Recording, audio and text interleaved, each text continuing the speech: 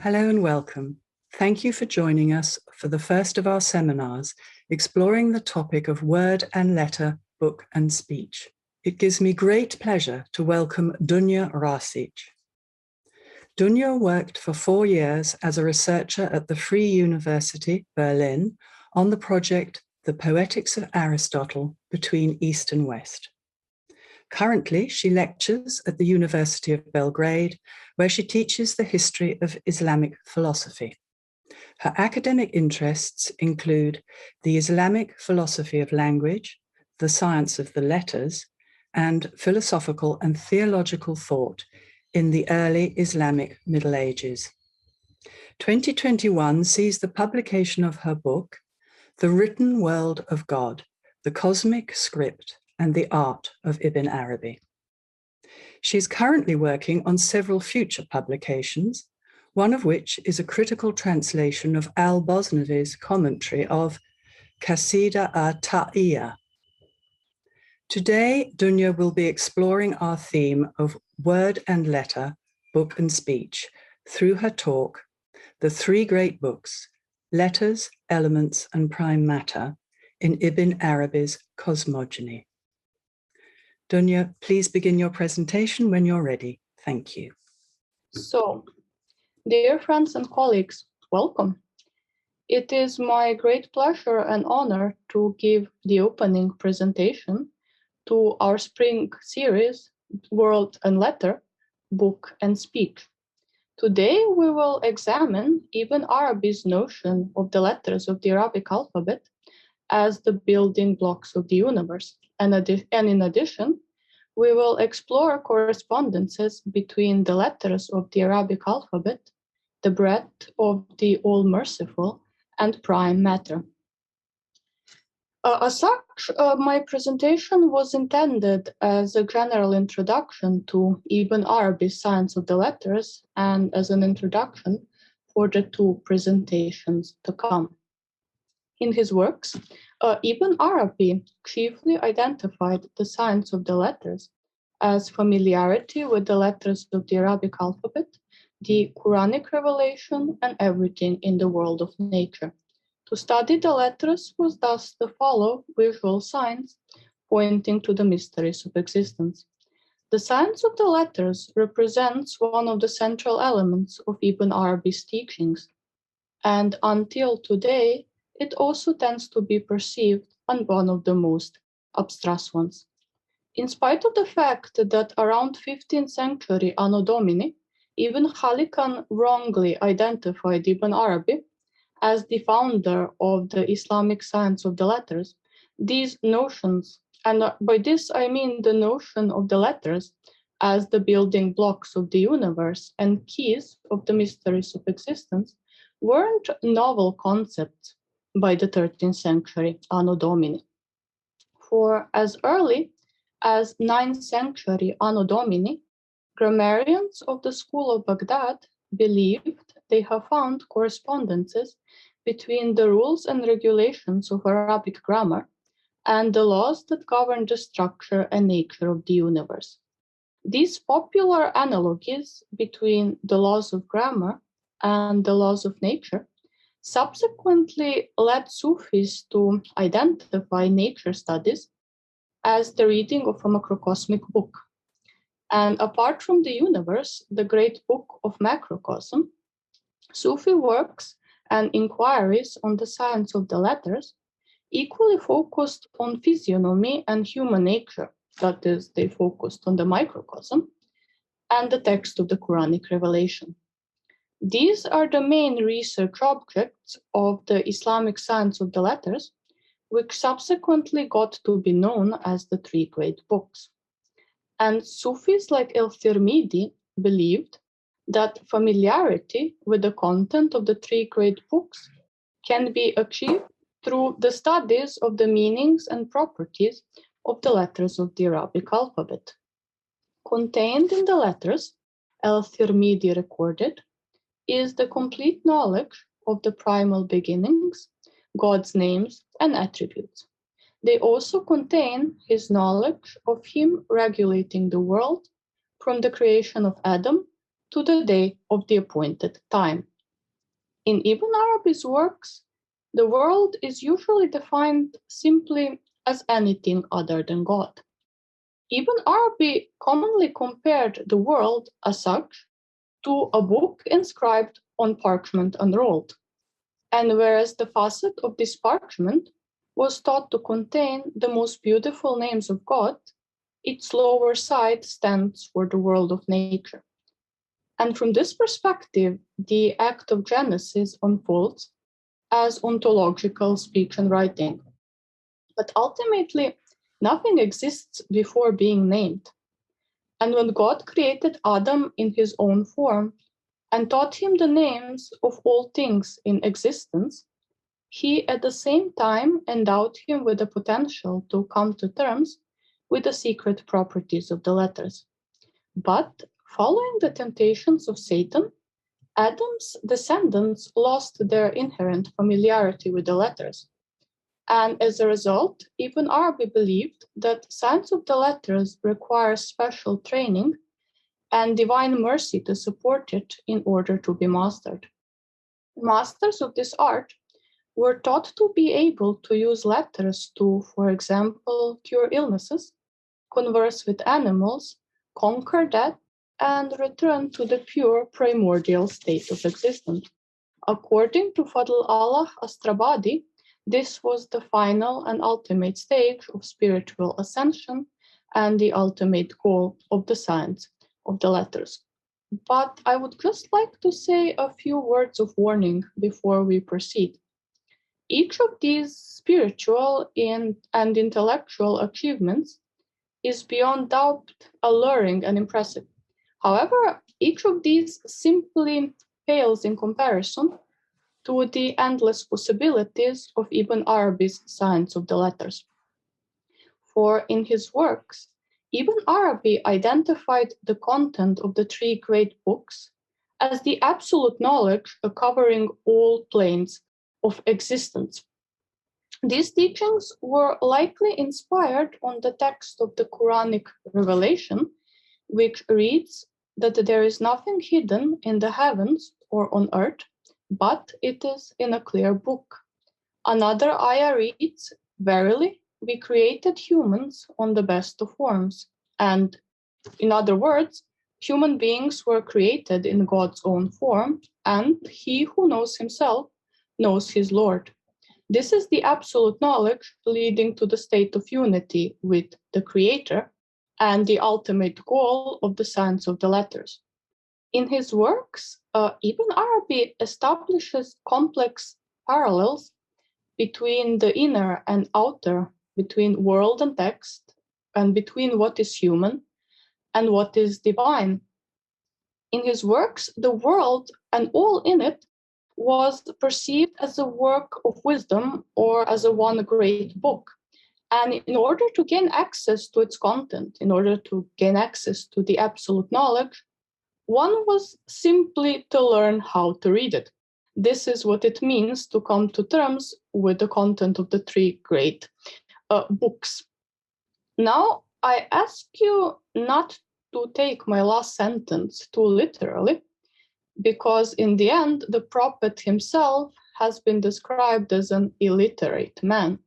However, Ibn Arabi did believe that the science of the letters could offer us keys to gain the absolute knowledge.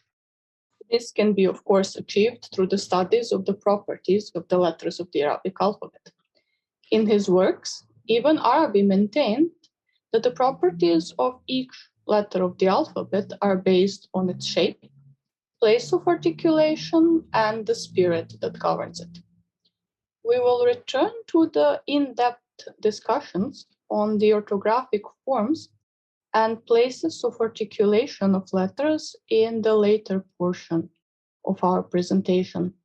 Now, just to avoid confusion, I would like to say a few words on the spirits of the letters. In his works, Ibn Arabi mostly uses this term spirit, or ruh in Arabic, as a synonym for the meanings of letters. However, this term can also stand for the power they contain, or quite literally, it can be interpreted as the spirits governing the letters of the Arabic alphabet. Ibn Arabi divided the letters of the Arabic alphabet into three groups: written, spoken, and summoned letters. And each of these groups was thought to be ruled by different spirits. For example, spirits of the written letters were thought to be entirely passive in nature. And on their own accord, these spirits will take no action whatsoever against either the reader or the writer of the text that contains them. The fate of these spirits was thought to be tightly connected to the fate of the written text. If we were to alter one text in Arabic, we would at the same time alter the properties of its spirits. And of course, once the text has been destroyed, gone are its spirits as well. However, in contrast, spirits of the spoken letters were thought to be more resilient in nature. Ibn Arabi believed that once letters and words have been spoken, their spirits rise into air where they will remain for a certain amount of time before ascending back to the Creator.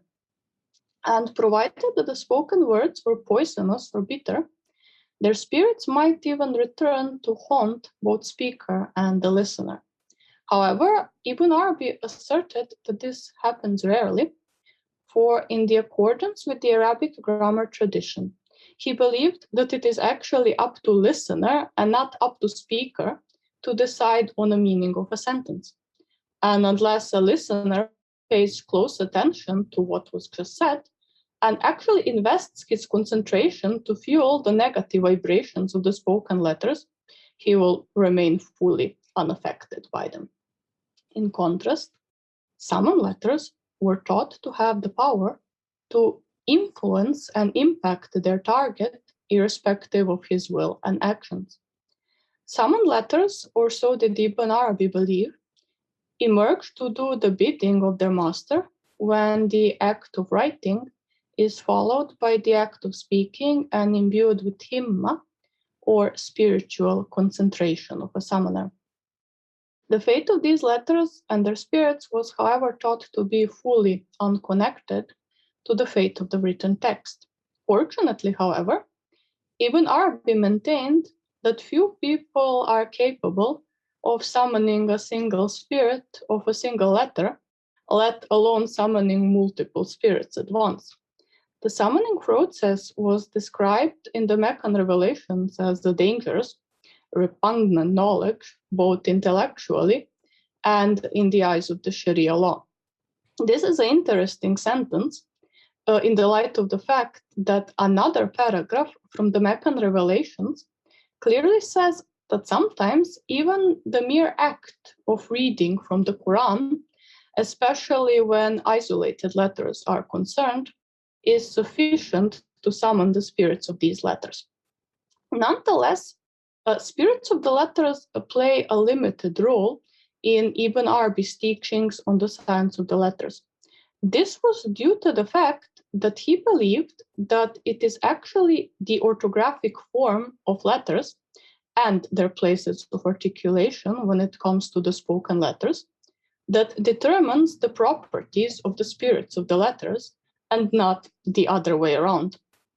And as a result, whereas Ibn Arabi's works contain an abundance of information on orthographic forms and places of articulation, relatively little has been said on the spirits of the letters. But when it comes to correspondences between the act of Genesis and these three types of letters, Ibn Arabi recorded the following. From the spoken letters, the world of spirits comes into being. From the written letters, the sensory world comes into being. And from the summoned letters, the world of intellect in imagination comes into being. Created by the means of letters, different parts of the universe were thought to have retained the properties of the letters which brought them to existence. In Ibn Arabi's works, the Creator was described as all-powerful. As such, he had no needs of servants. And yet, the cause of all things was linked by Henry Corbin to the primordial sadness of the one who had no one to name him and no one to know him. Whereas Corbin's interpretation is certainly not incorrect on his side, Ibn Arabi maintained that it would be equally true to say that God was filled with love instead. Ibn Arabi compared the strength of this love, or more accurately, he compared the state of absolute abundance of the divine being, which led to the creation of the universe and all in it, with lungs filled with air. Were we at this very moment to inhale deeply, and if we were to try to forcefully hold the air back, soon we would find out that the pain is unbearable, and ultimately the air bursts out. This breath was the life itself, and it was through this exhale, this sigh, or so did Ibn Arabi believe, that the world was breathed out into existence. In Ibn Arabi's works, the act of Genesis is commonly referred to as the breath of All-Merciful. And this is very important. In his works, Ibn Arabi identifies the act of breathing with the act of speaking, both when it comes to humans and the Creator alike. So, in other words, the world was created by the means of letters. When it comes to his notion of the creative word of God, which resulted in the creation of the universe, Ibn Arabi's teachings are hardly unique. And for example, similar motives have been traced in pyramid texts and a great variety of the surviving Zoroastrian and Orphic texts. Samuel Kramer, who analyzed this matter in great detail, however, believed that these teachings owe their prominence in the Arab Middle East to the works of Sumerian scholars. In the Sumerian myth of creation, the creative word of God, which resulted in the creation of the world, has been identified as Gu. It was believed to have been uttered by Enlil, the Sumerian god of heaven and netherworld, presumably in classical Sumerian. However, in accordance with the Islamic normative tradition, Ibn Arabi believed that the world is a product of God's speech in Arabic. And having set on to create the world, God utters a single command, kun, or be in English. And it was through kun, Ibn Arabi believed, that we came to be from nothingness. Fadl Allah Astrabadi maintained that the creative word kun has 28 meanings, corresponding to the 28 letters of the Arabic alphabet. In Islamic culture, 28 was perceived as a perfect number. It stands for the 28 letters of the Arabic alphabet, of course, but also for the 28 stars of the zodiac constellations, for the number of vertebrae in the backbone, and in the human life cycle, this number marks the beginning of an adulthood. The act of Genesis was also believed to have taken place in the 28 stages, which of course correspond to the 28 letters of the alphabet. However, Ibn Arabi believed that different meanings cannot be joined together unless letters are deposited into words and sentences. The total number or ultimate number of combinations of the 28 letters of the Arabic alphabet was thought to be unlimited, as is the ultimate number of living beings and other forms of existence. In this regard, Ibn Arabi's teachings were likely inspired by the Surah Luqman, which reads, "If all the trees in the world were pens, and the 7 seas were to supply the ink, the words of God would never run out. Verily, Allah is exalted in might and wise. So ontologically, every form of existence is a divine word, or to use the words of Ibn Arabi himself, the world, all of it, are the words of God in existence. The act of Genesis was, to conclude, believed to have taken place in 28 stages, corresponding to the sequence of the letters of the Arabic alphabet. On the current slide, you can see Titus Burckhart's visual depiction of this process. The act of Genesis was believed to begin with Hamza and the creation of the first intellect, and of course, it concludes with the creation of the human beings and the step levels of spiritual ascension. Now we can return to the in-depth discussions of this theme in the questions and answers part of our presentation, because there is a pretty good way why Burckhardt depicted it in the circular form, which of course refers to Ibn Arabi's notion of the time. However, back to our topic, it is important to take into account that in his works, Ibn Arabi divides the letters of the Arabic alphabet into 4 groups and 4 step levels. These are the divine, human, jinn, and angelic letters. Each of these groups, each of these step levels was thought to be guarded by 4 angels and endowed with different nature that can be either hot, cold, dry, or moist.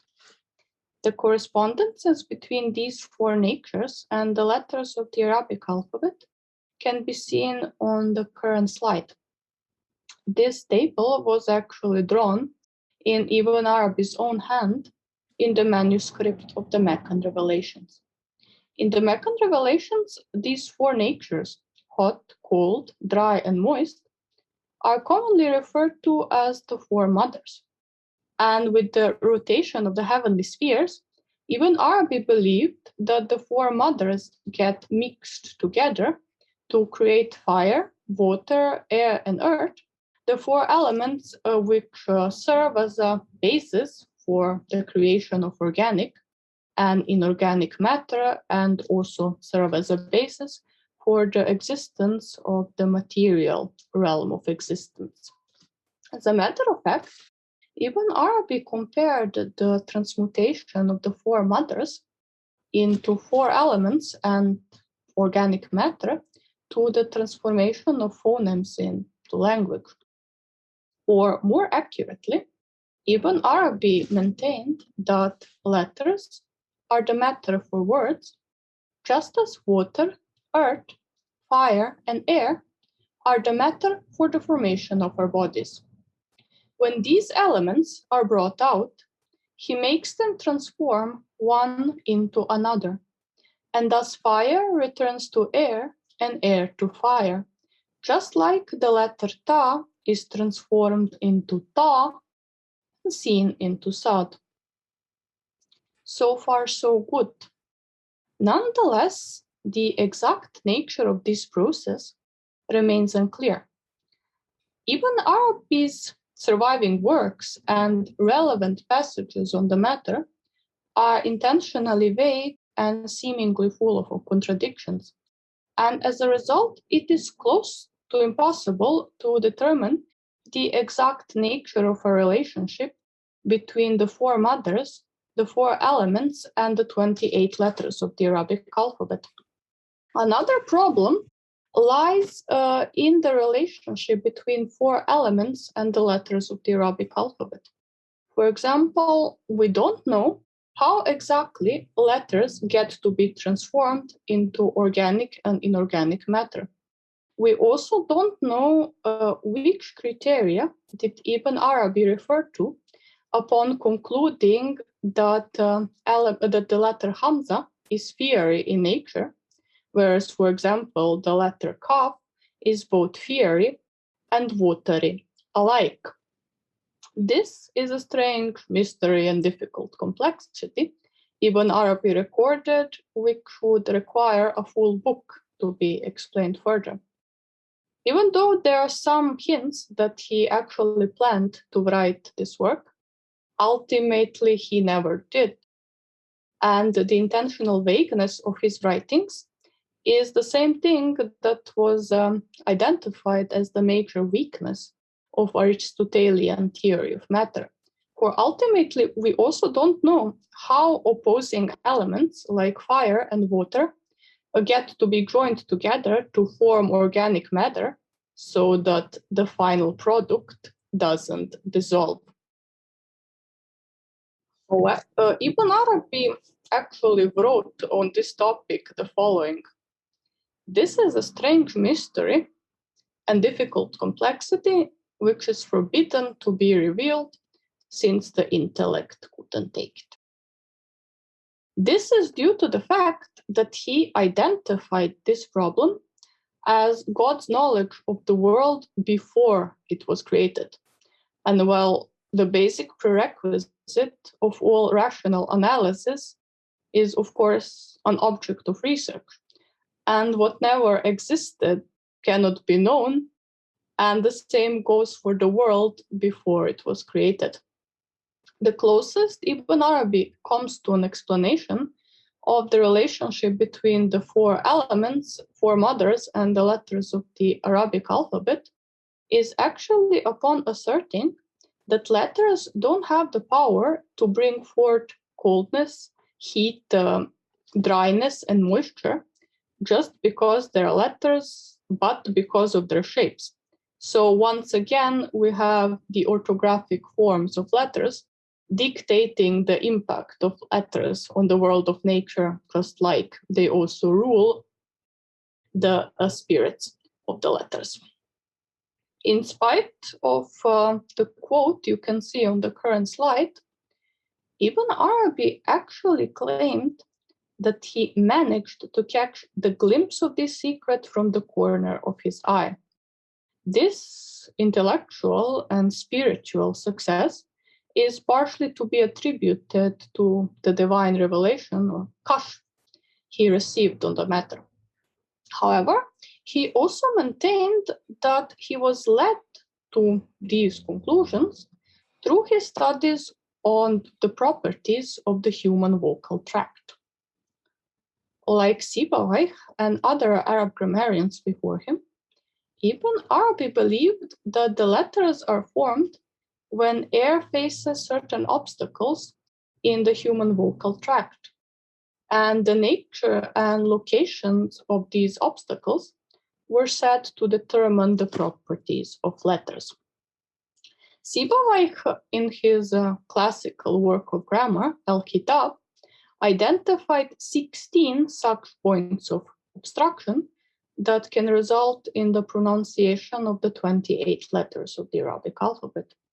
And he used these points of obstruction, these points of articulation, to form one of the earliest known sequences of the letters of the Arabic alphabet. As you can see on the current slide, Sibawayh's sequence begins with Hamza, a glottal stop which is pronounced deep in the throat. And from there on, the letters are listed in ascending order according to the points of articulation until the sequence is concluded with Vav, which is a labial sound which is pronounced at the lips at the opposing end of the vocal tract. Ibn Arabi actually used this sequence as a basis for his analysis on the act of Genesis. But before we proceed, we would just like to say a few words of warning that Sibawayh's sequence is not the only sequence of the letters of the Arabic alphabet that exists, either in the Arabic grammar tradition or in Ibn Arabi's works. On the current slide, you can see a folio from Ibn Arabi's work, Kitab el-Tajaliyat, which depicts another sequence of letters. Historically, it was established by al-Laythi. And curiously enough, this sequence has 29 letters. It begins with Alif, the letter which is not a letter in Ibn Arabi's words, and it also contains Lam Alif. But we can return to these discussions, perhaps, in the questions and answers part of our presentation, And perhaps we can also discuss the properties of Ibn Arabi's cryptographic script, which you can also see on the current slide. But back to our topic, and this is important, Sibawayh sequence is the only sequence of the letters used by Ibn Arabi to discuss the act of Genesis, because he believed that the creation of the universe took part in 28 stages, which correspond to Sibawayh sequence of the letters. This makes sense because Sibawayh sequence of the letters was actually based on the anatomy of the human vocal tract. And in his works, Ibn Arabi constantly compares the anatomy of the vocal tract and the act of breathing and speaking of human beings to the creative word of God, which brought forth the universe into existence. This makes sense, for in the end, we were taught to be created in God's own form. Or in Ibn Arabi's own words, the manifestation of letters from heart to mouth is similar to the manifestation of the universe from the cloud, and the emergence of letters and words along this path is akin to the emergence of the universe from the mist, which is the breath of the true, the All-Merciful. Emergence of letters from the heart, one could ask, and this question would be justified, for it was also a source of confusion for the later date interpreters of Ibn Arabi's works. For example, in his commentary of the Bezels of Wisdom, Al-Bosnavi proposed an allegorical explanation of this sentence. Al-Bosnavi recorded that words and letters actually reveal what lies in the heart.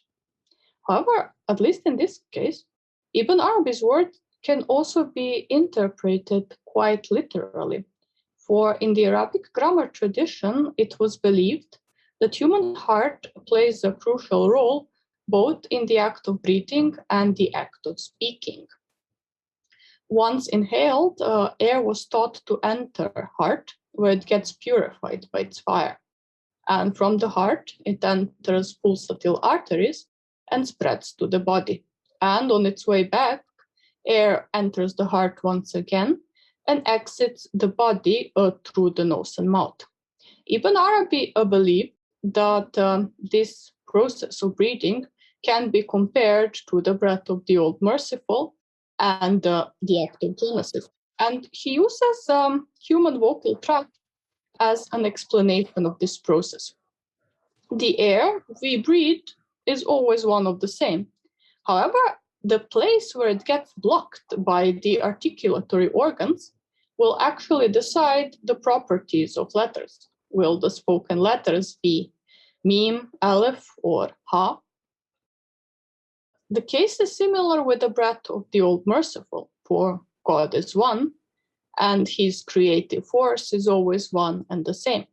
However, the properties of each living being were thought to be determined not just by its form, but also by its place of manifestation, in the same way as the properties of each letter of the Arabic alphabet are determined by its orthographic form and its place of articulation.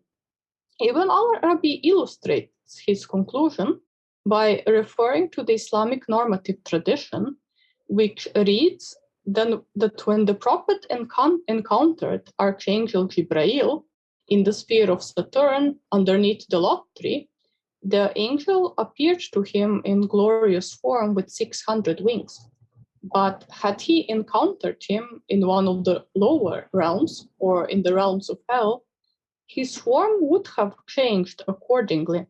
And it is the same with all things in existence, whose excellence and even their fate is determined by their form and places of articulation. Not only did Ibn Arabi believe that studies of the vocal tract could help us come to terms with the act of Genesis, he also claimed that he received a spiritual revelation which led him to identify these points of articulation with the step levels of spiritual ascension. As each of you probably know, in the Arabic grammar tradition, letters are typically divided into throat, medial, and labial letters, and this division subsequently served Ibn Arabi to divide the letters into letters of the world of Mulk, Malakut, and Jabarut. They are divided in these categories based on their points of articulation. For example, letters Ha and Hamza, that are pronounced closest to the human heart, would correspond on the macrocosmic level to the first intellect and the preserved tablet, which are described in Ibn Arabi's works as the two angels filled with love. These angels and the celestial angelic realm of Malakut, to which they belong to, lie closest in proximity and purity to the divine essence, which corresponds to the human heart. And based on this scheme, medial letters of the Arabic alphabet would correspond to the world of Jabarut, which is the intermediate realm between the angelic world of Malakut and Mulk, material world, which has the least in common with the purity of the divine essence. And to the world of Mulk subsequently belong labial letters like Ba, Mim, and Vav. So the studies of the sequence of the letters and their points of articulation reveals the structure and nature of the universe. And not just that, for Ibn Arabi believed that not only do the letters reveal the step levels of spiritual ascension, they could even make us or help us make this ascension ourselves. In his now classical work, Self-Disclosure of God, in 1998, William Chittick pointed out that by focusing only on what he wrote on the letters of the Arabic alphabet, we could gain a very deep insight and a better understandings of Ibn Arabi's teachings on the structure and nature of the universe and the relationship between the human and divine. And this is not all. And in my forthcoming book, The Written World of God, which will be published with Anqa Publishing within the next few months, I also tried to show that by focusing on only what he wrote on the letters of the Arabic alphabet, we can also more or less successfully summarize Ibn Arabi's teachings in general. However, I would still like to conclude my presentation for today with a few words of warning. The science of the letters certainly played a crucial role in Ibn Arabi's teachings. However, you are all probably familiar with the Hadith Qudsi, which reads that God was a hidden treasure who loved to be known. Thus, he discloses himself in this world and provides us with a sign so that we can return to him. The letters of the Arabic alphabet are certainly alluring signs, especially in connection with the studies of calligraphy and the promises of mystical ascension they contain in Ibn Arabi's works. However, and this is something that Ibn Arabi emphasizes over and over again, nothing is as dangerous as confusing the moon for its reflection on the surface of the water. And if one was to focus too much on one aspect of creation, on just one sign leading towards God, he might end up in heresy and kufr rather than reaching his goal. For this reason, whereas the letters of the alphabet are certainly a alluring set of signs, one mustn't give them more credit than it is due. For in Ibn Arabi's work, everything can serve as a sign leading us toward God, down to the movement of the lowest worms in the ground and the whisper of the wind and murmur of water. Thank you very much for your time and patience. I hope that you enjoyed my presentation, and I warmly invite you to join us for the questions and answers session. Thank you.